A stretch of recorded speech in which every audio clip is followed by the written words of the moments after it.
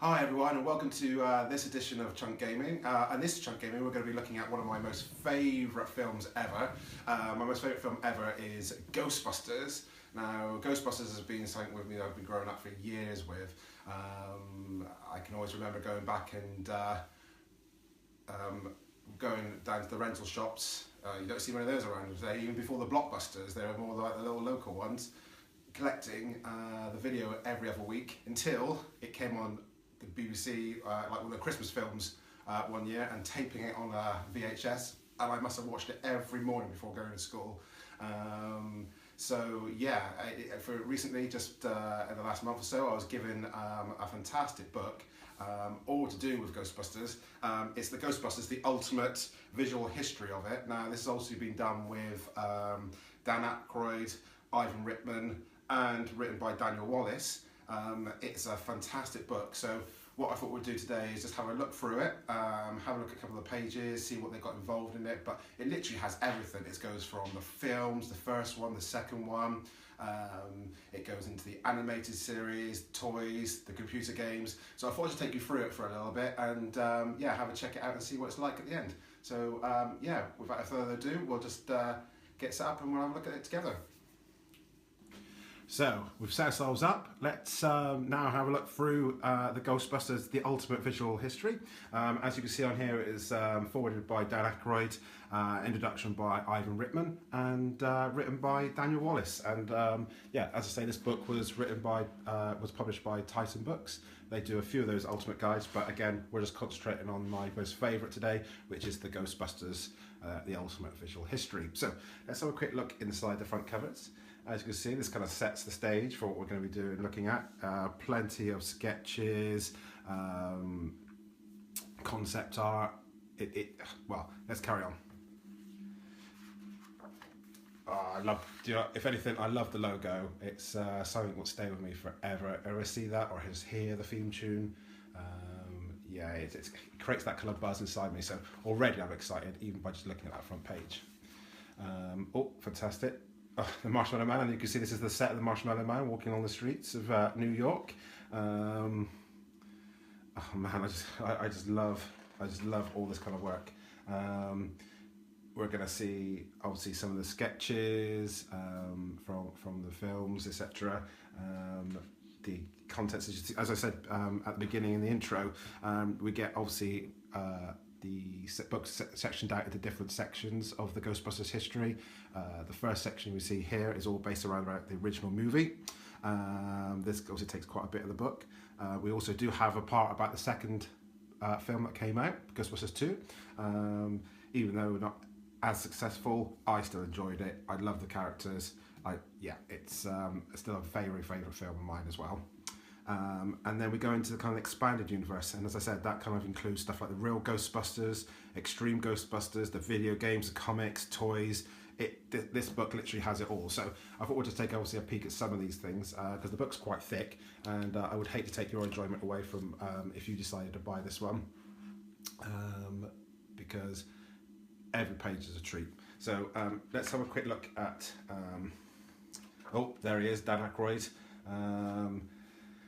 Oh, as Ray Stantz, quite an iconic photo there with the goggles, and he's obviously done forward in here as well, and there he is, from that scene of where he kind of looks into the eyes of Vigon. We all know what happens there afterwards if you watch the films. And there's all the guys, not all the guys there together, but there's obviously Ivan Reitman, Bill Murray and Dan Aykroyd. Oh look, here's a model of Slimer, another obviously iconic character of the Ghostbusters franchise. So there we go, there's all the four Ghostbusters together. Yeah, look at those guys on top of the Dana Barrett's building. So the original movie, part 1, Who You Gonna Call? They've taken a scene from part 2 there, but there we go. Introduce the Ghostbusters. So yeah, quite a lot of this obviously will be backstory of what's happening, what's going on, a load of the concept art. Get in the castle. There we go. That's Sally there.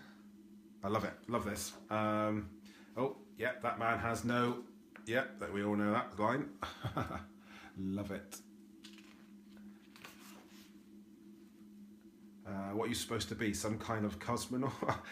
That's more in the hotel building. I love that line. The lady sat down, wheeling her trolley in, and the guy turned around to zap her and burn her toilet rolls. Absolutely love it. What the hell do you think you're doing? Nice shooting text. Look at these. I love all these photos. Full page photos of the guys there being covered in marshmallow. The guys on the set. And so I just want to take you through a few of these pages. I just randomly do it in them, but I just wanted you guys to see and feel the kind of what this book is like. Oh wow, look at that, the building, it's destroyed the top there. A lot of these pages I'm looking at for the very first time myself, so yeah, it's great to see them. Oh, I'm glad we flicked over to this one though, the original Ecto 1. What an amazing iconic car that is throughout the movie history. Opposite the Ecto Mobile, or Ecto 1, currently stored within Sony's archives. Oh, there we go. Below, Dan Aykroyd and Ernie Hudson step out of the Ecto Mobile on their arrival at Fort Meering. Oh, there we go. Oh, wow. Oh, look. We've got some pictures of the old car there before it was done. Look at that. And then it was restored, I see. So this is when obviously when they had to restore it a little bit as well. The restored Ecto Mobile at the Sony archive, so that's kept in Sony at the moment. Ah, look. And this book contains loads of little things like this, where you find little bits of like storyboards. Wow, look at the first concept of the where they would have had helmets like this. And obviously this is where they obviously see Slimer for the first time. Is it? Yeah, there he is, guggling and drinking from the cart. But yeah, it's interesting to see that they would have maybe worn helmets, and they obviously decided against that. But yeah, look at that, the art of storytelling. Ah, look, when they trapped a ghost in like the prism. It was a prism. They were looking at it like a prism. It's so funny seeing what it could have turned out to be like as well. Ah, great stuff. And I think it moves it. Oh, look, there we go. Some more concept drawing of what the Proton Pack would look like. Traps, different versions of traps. Ah, the GeV meter as well. Could have been like a metal detector. Makes sense, I suppose. But how interesting. Oh, look at this. The Ecto goggles could have been like well, I don't know. It's like a fan vent, isn't it? Strapped to the eye. Been like some cyborg. But look, even had like a antenna for it. I'm glad they went for the final version. Oh, Dana, who brought the dog? Look at that scene. Look at that. There you go. You can see how it was made, how it was done. The guy strapping Dana Barrett into the chair before she became the key master. The gatekeeper, wasn't it? Sorry. Even I got that the wrong way around then. Floating. There we go, look, and the drawings for what the building would look like. Zool. Maybe the star was dancing, other people would join in.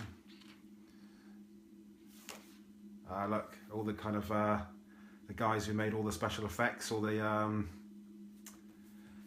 monsters, all the ghosts inside there. The librarian at the beginning. Oh, again, the different kind of concepts of how she was going to be turned into a ghost, well, more of a scary ghost by the end. Ah, Slimer! Look at that. They just don't make films like that now, do they? They just don't make them like that now. Yeah, look at model making. Oh, look at these. I flipped this over completely. There's obviously some of the different types of... let me just go back one and see if it was based on anything particular. Ah, the Terror Dogs. Okay. It's different concepts of the Terror Dogs. My word, look at what they could have turned out like. These would have been... Well, this would have been weird, wouldn't it? Not so terrifying that way, if that's what they were. Ah, this is obviously where it gets a bit more closer to what it was going to look like. Mr. Stay Puft. The most innocent character, not being the most innocent character. Wow, look at the different types. They really were going to make him really cutie, but no, they came out with the best one in the end. Oh, wow. He's going to fire fireballs over the top, was he? And there we go, there's it all happening. Look at that. It's so weird seeing it like that. You just don't, with the imagination of when you're watching the film, you don't even come close to seeing it like that. And then the explosion. Ah, there we go. Look at that proof card. So for when you reviewed, for the people who got to see the film first and they reviewed it. And then obviously, as I said, it goes into part 2, the sequel. Oh, look, will there be any more of them? Debated, and obviously it happened. Oh, Peter Venkman's card there for Ghostbusters 2. Business card. Some concepts for different kind of the ghosts. Obviously, oh, there we go. They're going to decide to do a Mark II Ecto. They're going to maybe make it out of this. Out of a taxi. No, I'm glad they went back to just ramping up Ecto 1. And just, yeah, Ecto 1 Mark II. Because, yeah, look at these different concepts. I mean, if anything, that looks like more, maybe like a concept they used in the latest reboot. There we go, stood by Vegon. Oh, funny back body that was, a bit different. Look at that, a drawing. That must have taken time, man. Different concepts arts for him. You're gonna look quite different. Oh my word, you look like more like a warrior in that one. Look at this. Different concepts of when he comes to Steele's baby Oscar. The ghost at the beginning, when the guys have to get past the lawyer to be able to Ghostbust again. Second guys, we're the Ghostbusters. Great characters. Oh look, helmet from when they go down the mine. The mine with the river of slime. Oh, look at this. This is somatics with the sliming gun. I love all these things. This is what you, if you decide to get this book, this is what you're going to love. You're going to love the fact that they do all this kind of stuff in here as well. Because there's plenty of examples of that. Like, see, there's even like this, the special effects breakdown, and how they were going to make it happen. Wow, see those ghosts, even though they were like imposed in the film and it looked like it was more just, you know, graphically based, they were still animated, as in they were actually made as models. Yeah, look at this. Now, the time and the effort behind this. These people made this film out of love. Look at that. Slimer got a little bit of a refresh in Mark II. What a card. Yeah, there's a card there of Slimer. So, yeah, it's different now, isn't it, to what they do. Ah, yes, they're running for the ghost running through the park. Venkman just steps on a trap and sucks him down. One of the more innocent ghosts, but people want to run in the park. Oh yes, look at that. It's controversial in more ways than one. Wow, the Statue of Liberty now. Obviously, they had to try to come up with something. They usually did the Stay Puft Mellow Man in the first one. They had to obviously think something different for the second one, and it was the Empire State Building, the Statue of Liberty. The Empire State Building, what am I talking about? The Statue of Liberty. And there she goes. Wow, there's a bloke underneath. The Museum of Slime. There we go. The original music edition on our own from Ghostbusters 2. There we go, Run DMC. It's amazing when you look back and actually...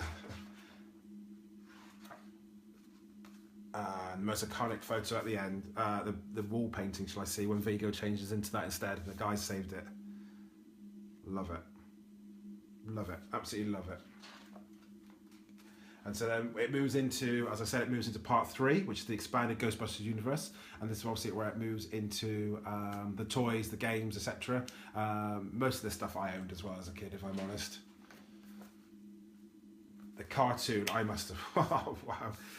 They did do, it was based at, the film was based on these guys. So these are the real Ghostbusters. Hence the name, The Real Ghostbusters. Like, you remember they did the episode of what like the film was based on, so they did kind of like the film with these guys actually happening to them. Oh look, a cell there, drawing cell. A lineup of all the different characters. And there we go, see, so they even still had the Stay Puft Mellow Man in the cartoon. That moved on. I didn't really see much of the Extreme Ghostbusters, if I'm honest, so this is going to be an interesting read when I sit down and read it a little bit. Kind of, obviously, didn't really watch the cartoons at this time. But yeah, it's going to be great to go over, and I can definitely catch up again now and see some of the episodes. So I'm looking forward to doing that. It's reminded me by going through this book, there were those guys. Yeah, you can see the drawing got a lot more sophisticated as the years went on. Now, this is a game I brought originally. Now, I had, as a kid, I had an Amstrad, so I bought this particular version on the Amstrad. But the Ghostbusters first game, I can remember, you get the car, then you have to go around and catch the ghosts. You've got to try making sure you keep as much of the ghosts as possible. And then after, if you've managed to catch enough and earn enough money, you move on to then actually trying to get into the building itself. You've got to get past some ghosts to do that. You've got to fight the Marshmallow Man to get into the building. And then once you're in the building, you've got to fight Zuul on the top of the towers. So it was a great game. I can remember putting hours into this. But a lot of the different versions had different concepts of that game built around it. But the game was massive in its time. Now here we go, and they did obviously move on to Ghostbusters 2. They made the Game Boy games as well. They have the Extreme and the Real Ghostbusters. Now this is when they kind of like nearly did the third Ghostbusters, but within a video game. The whole cast came back together again, and actually the script was got done by these guys as well. And it was just like living out the third edition of the Ghostbusters film. And if in my mind, that is the third version. It was a great game. Do you know, I bought it on the Xbox and the PS4 when the PS3. Played it both to death. It was great playing it. I've played that one twice. This one, you kind of play a rookie within the team, and you've got to go through the story. And I can remember, yeah, getting across the top of the building, you had to shoot down the Marshmallow Man. It was crazy. And then obviously they moved it. They also did the comic books as well. Look at this art. I like some of the art from the comics here. Look at this. I got, again, it's some of the comics, some of the things I got to have a look at, to be honest with you. So I'm going to make interesting reading going through this as well. And guys, if you obviously were in any time in my age group, then back in the late 80s, early 90s, then you would have definitely come across the Ghostbusters toy merchandise. We had the car, we had the Ghostbusters building, and we had quite a few of the characters as well. I can remember definitely having the skeleton down here. Some of these, their eyes started popping out their heads, and some of the actions they can make. But we had the car. They haven't got the other one here, have they? We had a granny as well, like an old granny, and her eyes popped out and her mouth dropped down low. Haven't got it in that picture. It must have come out just afterwards. But check these kids out playing with this. It's amazing. There we go. And there's obviously some more close-ups of those toys. But look at this. They were cool. Do you know, the toys back then were definitely made differently to what they are now. And obviously now this is more recent stuff. Do you know what? I would love to get my hands on some of these things. So if you guys, you know, want to have a look at this stuff with me or whatever, then please like, comment, and we'll see if we get our hands on some of this stuff. Some of this stuff's not cheap to get hold of, but I would love to, just to try to get some, add it to my collections. But yeah, let me know on these guys. Look at these t-shirts, glow in dark ones. I haven't seen those around anywhere. I wonder if they've put in here where you can get them from. But check out the arcade machines as well. Well, more like fruit machines. Couldn't think of the word then. Now I have got this. I couldn't resist. I had to get that straight away. Built it. I'm after the building now in Lego. It is around like £400 if I'm honest. But and looks like when I've seen the other people making the videos, quite a long time to make. But I gotta get it for this car, and they got some more exclusive little kind of Lego minifigures in there of like Dana Barrett, Slimer, and yeah, I gotta get hold of hand. Got to get the building. But check this out. There's the maps. The New York service maps. Look at these arts. It's amazing. I haven't got any of these, but I'm quite interested in getting some of those.